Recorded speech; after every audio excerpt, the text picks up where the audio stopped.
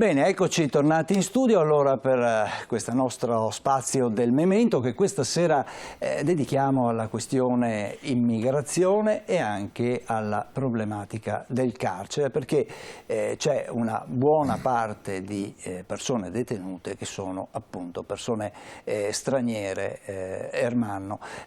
Allora, immigrazione ne abbiamo parlato spesso e c'è da dire che il 2023 si chiude come un anno record per quanto riguarda gli arrivi dai paesi soprattutto del Nord Africa, circa 160.000 sbarchi nell'arco del 2023 e purtroppo anche un anno record per quanto riguarda i decessi, perché i morti in mare anche nel 2003 sono stati veramente tanti, 3.000. Negli ultimi 10 anni è stato calcolato circa 30.000 persone hanno perso la vita nella traversata, ma poi il problema è che le persone che arrivano qua come vengono accolte, riescono a inserirsi nella società, ed è da qua che nasce probabilmente il problema legato alla criminalità, chiamiamola così, delle volte. Diciamo che come riescono a inserirsi? Non abbiamo un'organizzazione per l'inserimento di questa migrazione, di conseguenza andiamo a spanne. Il problema è per quale motivo? Perché non interessa a nessuno l'accoglienza. L'accoglienza è una mera dichiarazione fine a se stessa. Noi li accogliamo perché sbarcano. Dopodiché non ci preoccupiamo di dare, non dico una fissa dimora, ma quantomeno un'accoglienza di qualche tipo. Chi se ne avvantaggia, se possiamo dire così, sono alcune associazioni o molte associazioni che naturalmente ricevono dei fondi per l'accoglienza, ma poi diciamo che un migrante, per ogni migrante siano circa 33 euro a testa, di conseguenza a fine mese sono 1.000 euro. 1.000 euro siamo vicini a uno stipendio, e uno stipendio magari che non può sostenere più di una persona. Allora tutto questo meccanismo è stato organizzato da chi, viene controllato da cosa, perché abbiamo visto anche nel reddito di cittadinanza che ci sono 7.000 rumeni che ricevono il reddito di cittadinanza pur non essendo mai stati in Italia. Quindi il problema è l'organizzazione dello Stato in una situazione di questo genere. Allora dobbiamo stabilire chi viene e che cosa fa, ma naturalmente arrivano e non sono in grado di avere un rapporto, una sussistenza di nessun tipo. Di conseguenza l'unica risorsa per poter sopravvivere in Italia è delinquere, e ne abbiamo sul nostro telegiornale ogni giorno persone che vengono accoltellate, spaccio di droga, violenza di tutti i tipi, eccetera, mai visto fino adesso in Italia da sempre. Allora c'è da preoccuparsi che cosa bisogna fare. Però naturalmente vengono arrestati i delinquenti, che poi i delinquenti non sono venuti per delinquere, sono venuti per campare un po' meglio che a casa. E allora cosa succede? Succede che vengono messi in galera. Noi le carceri nostre sappiamo quello che sono e vengono sovraccaricate ulteriormente da questi migranti che naturalmente passano per la galera, poi escono e tornano a delinquere. Lo spaccio della droga è diventata la risorsa principale, la prostituzione è diventata la risorsa principale, tutte queste cose qui naturalmente portano allo sfascio dello Stato, ma soprattutto cascano sulla schiena delle persone per bene. E allora ci si domanda perché, che tipo di gestione, perché non c'è una soluzione in questo senso, e abbiamo con noi un esperto che è Giuseppe Mosconi. Certo. E che ci dovrà dire appunto cosa si può fare per risolvere il problema non solo dei migranti ma anche degli italiani, perché gli italiani soffrono altrettanto quanto i migranti, perché vengono regolarmente truffati, le case vengono spogliate, ci sono vere e proprie organizzazioni che vengono dalla Romania, dall'est, che vengono a depredare le nostre case. E allora cosa abbiamo fatto di male? E vorremmo che magari ci aiutarsi a capire come potremmo fare un passo avanti. Lei è l'esperto. Certo, Giuseppe Mosconi, lo presentiamo ai telespettatori che sono a casa, è stato docente, professore ordinario di sociologia del diritto all'Università di Padova e tra le altre cose è anche presidente dell'Associazione Antigone, che è un'associazione che si occupa proprio delle problematiche carcerarie. Allora, professore, un suo inizio, diciamo così, su questo che è un problema che è molto sentito, peraltro, ma a volte non sempre viene raccontato nel modo corretto. Ma noi come ricercatori e analisti dei dati statistici abbiamo il compito, direi anche il dovere, di riportarci a una dimensione più oggettiva possibile rispetto al problema, all'emergenza e anche al modo in cui viene rappresentato, anche se sulla base di emergenze reali, quali sono quelle che sono appena state riportate. E quindi il ragionamento nasce da un confronto tra questa rappresentazione mediatica e l'oggettività dei dati statistici. Allora, dobbiamo dire, prendiamo alcuni indicatori, ponendoci la questione di quanto gli migranti siano oggetto di incarcerazione, di condanna, diciamo in termini più complessivi di controllo penale. E un primo dato che balza all'occhio è che da alcuni anni, con leggera tendenza ultimamente alla crescita, la percentuale di migranti reclusi, immigrati reclusi è intorno al 31%, a fronte del fatto che nella popolazione complessivamente gli immigrati in Italia sono meno del 10%, siamo tra l'8 e il 9%, che è una delle percentuali più basse a livello europeo. Quindi c'è in primis un'evidente sovrarappresentazione dei migranti in carcere rispetto alla loro presenza complessiva sulla popolazione residente in Italia. Questo dato che già ci mette l'attenzione verso l'attenzione a questa sovrarappresentazione risulta prepotentemente confermato nel momento in cui guardiamo i tassi di incarcerazione, e cioè i tassi di incarcerazione sono enormi, cioè siamo intorno al 350 detenuti su 100.000 abitanti, quando parliamo di residenti, di italiani, con un indicatore inferiore ai 100 detenuti sui 100.000 abitanti. Quindi abbiamo quasi 4 volte di più, cioè più di 3 volte di più la presenza di migranti detenuti rispetto alla popolazione nazionale. Ora, lasciamo pure sullo sfondo la distanza che viene dall'intervento che mi ha preceduto e che merita un ragionamento a sé da assumere con decisa serietà. Però questo problema va anche collocato nella cornice, diciamo così, strutturale in cui si presenta. E allora noi una risposta banale che anche alcuni miei colleghi con i quali per la verità si è decisamente polemizzato diversi anni fa, dicono certo, perché abbiamo più detenuti tra i migranti, perché delinquono di più? Perché sono in qualche modo più pericolosi o meno accettabili nella convivenza civile. Se guardiamo altri dati, riscontriamo che non è vera questa cosa.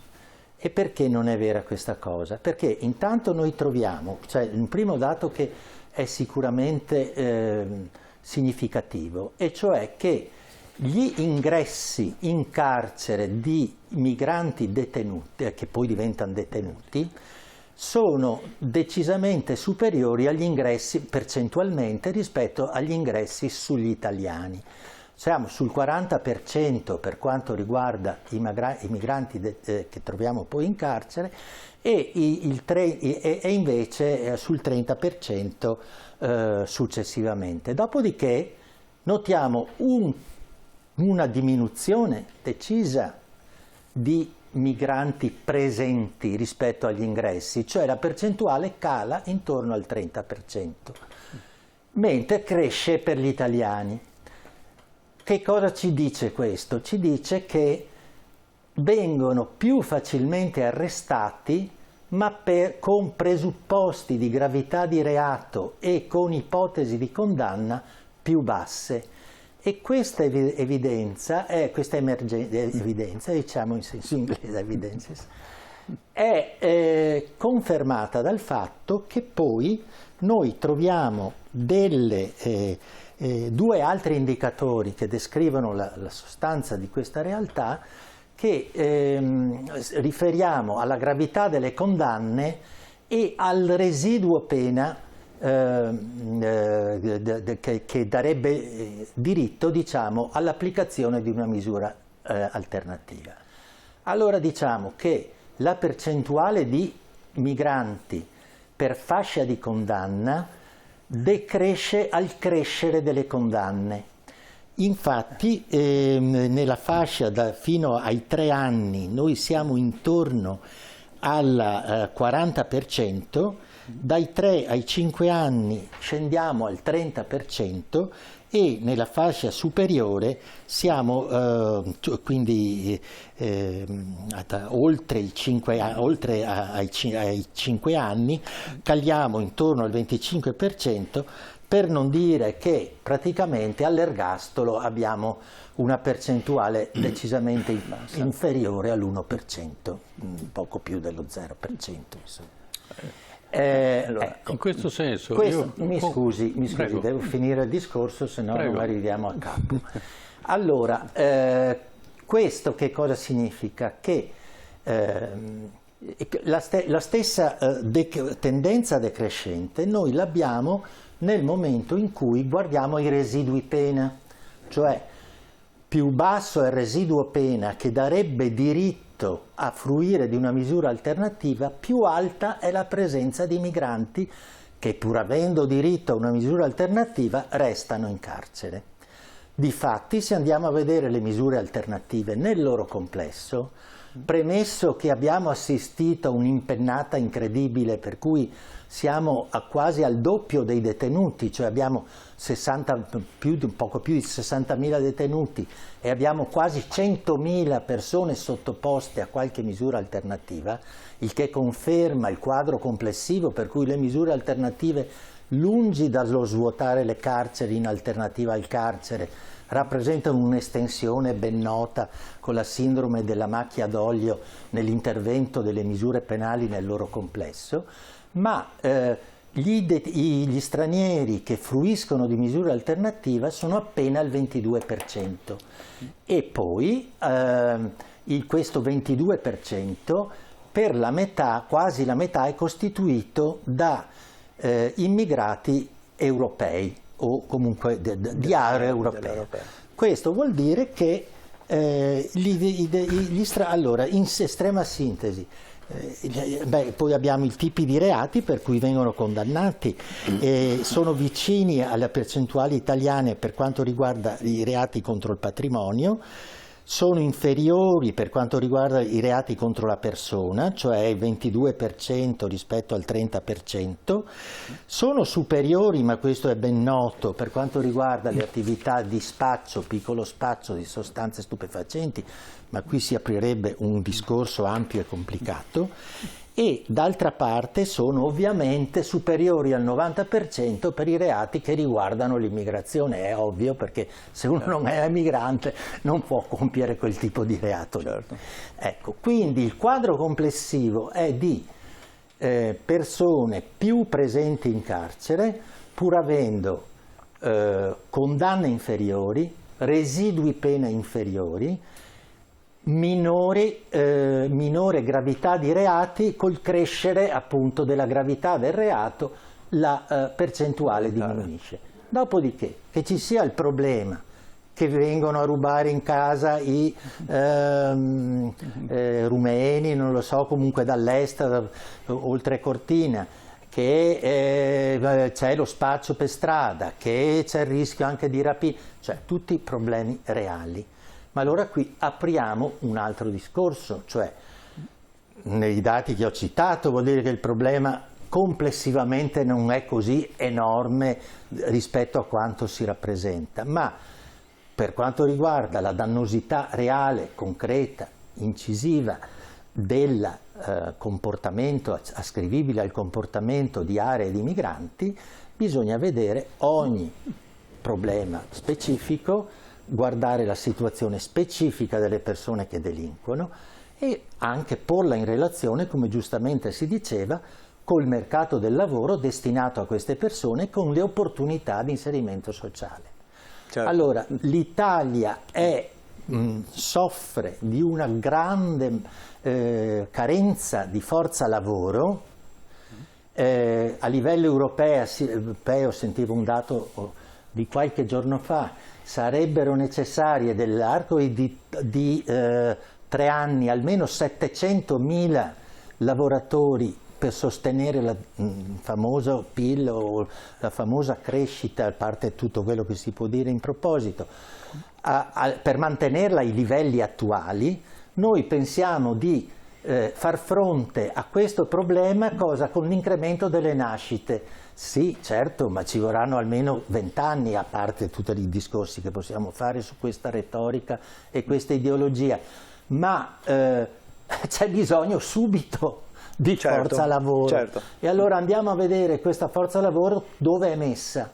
È super sfruttata nelle campagne, è tenuta sotto i diritti sindacali nelle fabbriche, è tenuta ai margini e se dovessi risalire la catena degli step di sfruttamento cui le aree migranti sono sottoposte, fino a giungere, è vero, allo sfruttamento agito dalle stesse cooperative che dovrebbero assisterli a loro vantaggio e non a vantaggio dei migranti, e ci sono casi giudiziari numerosi in proposito, allora avremo un quadro più oggettivo della situazione. Dopo ci chiediamo perché certi spacciano, certi delinquono. Beh, le risposte sono nell'oggettività delle cose che possiamo analizzare. No, è un problema di sopravvivenza. Sì, senza dubbio. Allora, senza dubbio. O li manteniamo, e lo stiamo facendo in parte, ma naturalmente uno non si ferma dentro un centro di immigrazione, vuol fare una sua vita libera e di conseguenza la cosa più semplice è quello che lei ha detto, conferma quello che ho detto io precedentemente, cioè non ci sono grandi reati. Questi vuol dire che non è un'organizzazione criminale, sono delle persone che vogliono venire a vivere in Italia per poter avere una vita migliore che a casa loro. Esatto. E basta.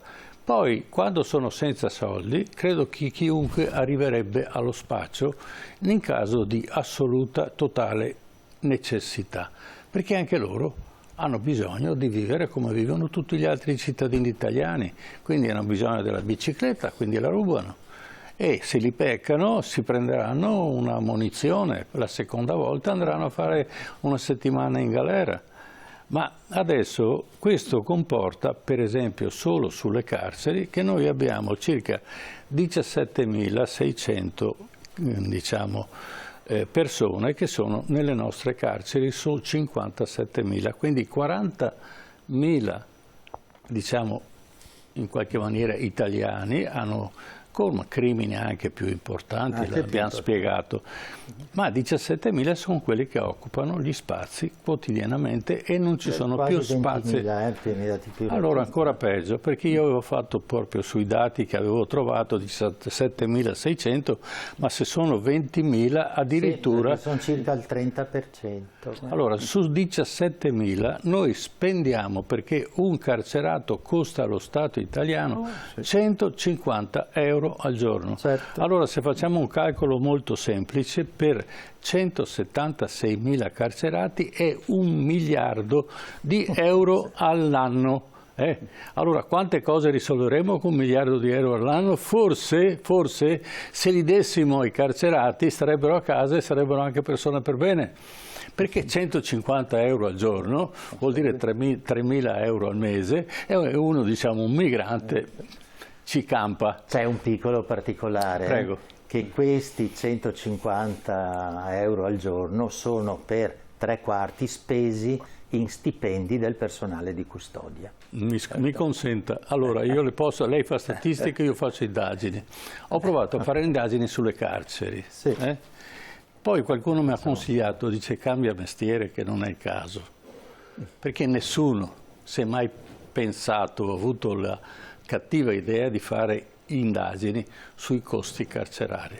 No, ma chiudila là. Sono noti. E io ho seguito, perché tanto campavo lo stesso, di conseguenza. Per cui se lo Stato seriamente prendesse in considerazione i costi delle carceri italiane e come vengono gestite le carceri italiane, forse sarebbe una cosa totalmente diversa. Ricordiamo quanti migliaia di miliardi di lire, parlo in tempi quando la lira era più dell'euro di oggi, abbiamo speso per fare carceri che non sono mai state costruite, sono rimaste a livello di mezza costruzione. E quando sono costruite sono in deterioramento nel giro di qualche anno perché i materiali sono infimi. No, non c'erano neanche, erano in mattoni, quindi neanche la sicurezza per un'eventuale evasione. Ecco, abbiamo anche Fabrizio D'André che ci ha fatto una canzone, no? Quanto è buono caffè, no? Dice e le carceri, dice quelle carceri che non sono mai riuscite a fare. Noi oggi non avremmo problemi di carceri se a suo tempo la gente non avesse fatto quello che non ha fatto, che doveva fare e per cui è stata pagata. Ecco, questa è l'Italia degli anni 50, 60, 70, 80, eccetera. Allora, il problema non sono i migranti, il problema è la nostra incapacità organizzativa e forse anche, guarda caso, c'è un altro particolare, che vanno comodi gli migranti, perché spacciano. Allora, io ricordo, perché abbiamo fatto indagini anche in questo senso, all'epoca quando era il picciotto siciliano, morto di fame anche lui, ma italiano, che andava in giro a spacciare. Ed era uno dei costi maggiori per la mafia che naturalmente trafficava sulla droga. Per quale motivo? Perché dovevano dargli un avvocato, dovevano sostenere la famiglia, se no questo parlava e se parla allora siamo fritti tutti. E quindi uno dei costi maggiori della mafia era sostenere i picciotti che erano stati arrestati. Comunque ci guadagnava anche da questo commercio. Allora che i margini erano sicuramente, ci stavano dentro. Ma adesso abbiamo gli spacciatori gratis e se uno spacciatore rompe un pochettino o non si comporta come, no? Lo vediamo tutte le mattine quando facciamo il telegiornale, andiamo a cercare, hanno accoltellato Tizio per questioni di droga, Caio per sezioni di droga, se lo arrestano, questo manco conosce chi gli ha dato la droga, come ha fatto, eccetera. Sono perfetti, sono gli spacciatori perfetti che non avevamo prima. Magari tossicodipendenti anche loro? Necessariamente che tossicodipendenti. Hanno la dose come compenso della loro attività. Sì, ma non solo, ma poi come tagliano la droga, cioè vuol dire quanto la diluiscono, con quale materia la fanno, questo è l'altro rischio dove la gente poi muore. Rischio di mortalità, certo. Esatto, e quindi direi che siamo proprio nel caos e nel caos queste cose funzionano, purtroppo, ma funzionano sulla schiena dei cittadini. E questo è il punto da arrivare alla conclusione. I dati che lei ci ha dato ci aiutano i telespettatori a capire che questa gente non sono delinquenti, sono persone, dico per bene, nel senso che non sono venute per delinquere, però naturalmente sono costrette ad arrivare a delinquere e soprattutto queste organizzazioni potrebbero portare al lavoro e quindi se ne avvantaggerebbe l'industria piuttosto che uno spacciatore, è meglio un buon operaio. Ma sarebbero loro i primi contenti di questo, perché certamente. Perché uno arriva a spacciare, la famiglia investe per il progetto migratorio, il figlio più forte, spesso anche più istruito, parte, arriva in Italia. E impoverisce la sua nazione d'origine, perché andando via... Quello sì, però non ha molte alternative. Certo. Arriva in Italia e a un certo punto deve dimostrare alla famiglia che l'investimento è stato proficuo e che quei soldi che la famiglia ha speso, perché spende per pagare i traghettatori, come quelli che ingaggiano, diciamo, i potenziali lavoratori e li avviano all'iter che dovrebbe portarli in Italia, per compensare quello e dire non me ne sono andato per niente, non vi ho lasciato per niente, deve cominciare a mandare dei soldi a casa. E la via più facile, certamente, in assenza di alternative, è lo spaccio, il piccolo spaccio, che però, guardiamo bene, non è poi così esteso come si pensa, perché, come dicevo prima, è circa il 30%, cioè a fronte del 25% per gli italiani, e riguarda, lo sappiamo, insomma, i paesi del Maghreb, essenzialmente, del Nord Africa. È anche vero, peraltro, che mentre la rappresentazione ufficiale, diciamo, ci fa vivere con paura, quasi con panico, l'idea del barcone pieno di neri che sbarca, i migranti subsahariani, che quindi sono quelli che caratterizzano di più, diciamo, questa rappresentazione e questa retorica, sono in realtà intorno al 10% degli immigrati nel loro complesso.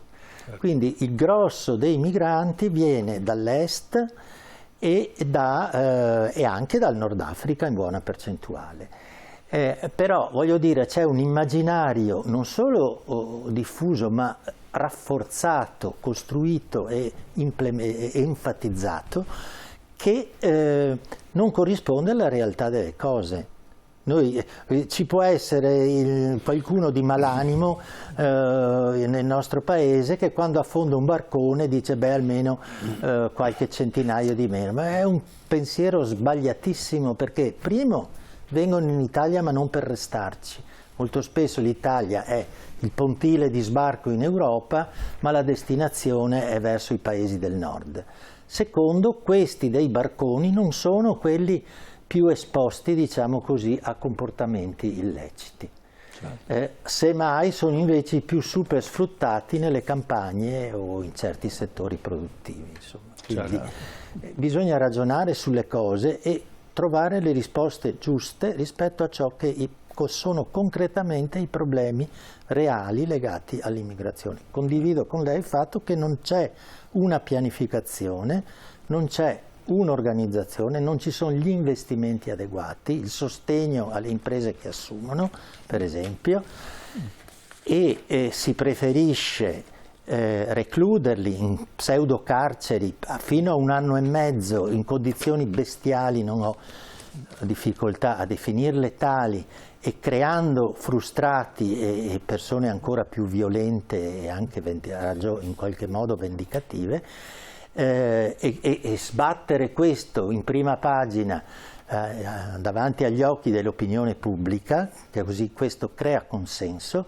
quando in realtà i problemi sono di tutt'altro genere, e se si affrontassero in un altro modo, evitando queste retoriche e queste strumentalizzazioni, saremmo più sicuri tutti, più tranquilli tutti nella sostanza. Certo. E c'è di più, che in carcere una persona che non aveva nessuna intenzione di andare, il carcere diventa una scuola.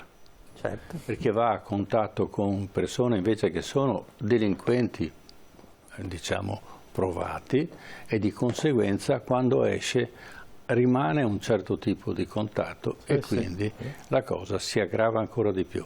Quindi l'Italia deve mettersi nell'ordine di idee che queste persone vanno non aiutate, vanno addestrate, vanno scolarizzate, devono imparare la lingua, devono inserirsi e poi devono amare la terra che hanno scelto, su cui andare a finire la loro vita. Certo, noi siamo ancora al livello che lo ius soli non è riconosciuto, cioè ragazzi nati in Italia, cresciuti in Italia, scolarizzati in Italia, magari anche laureati, non sono riconosciuti come cittadini italiani, cioè Certo. una cosa assurda. Allora, se il tema è che dà fastidio vedere in giro gente col colore della pelle diverso dalla nostra, diciamolo chiaramente e giudichiamo sulla correttezza istituzionale e civile di un orientamento di questo genere. Non mascheriamoli da delinquenti, da pericolosi, perché non è questo il problema. Grazie. Certo. Grazie, bene, torneremo sul tema perché naturalmente è un tema che non finisce qua e quindi porteremo altri dati e la ringraziamo per quello che ci ha portato, che naturalmente i telespettatori se ne giovano perché è importante è dare un modo di vedere la vita, non soltanto diciamo così a impulsi o a fatti letti sul giornale, ma capire veramente quello che è il fondamento di questo fenomeno e allora riusciremo anche forse a risolverlo e motivare i politici a fare un controllo su quella che è la gestione di questo fenomeno. Grazie. Grazie a voi. Grazie allora al Grazie. professor Giuseppe Mosconi, già docente di sociologia del diritto all'Università di Padova. Grazie per essere stato con noi e grazie per la fotografia precisa fatta appunto con i numeri che ci ha presentato proprio su quello che è il fenomeno, in particolare della presenza di migranti in carcere. Grazie ancora per i nostri telespettatori, un breve break pubblicitario e poi ritorniamo con la terza parte di TV7 Match. A tra poco.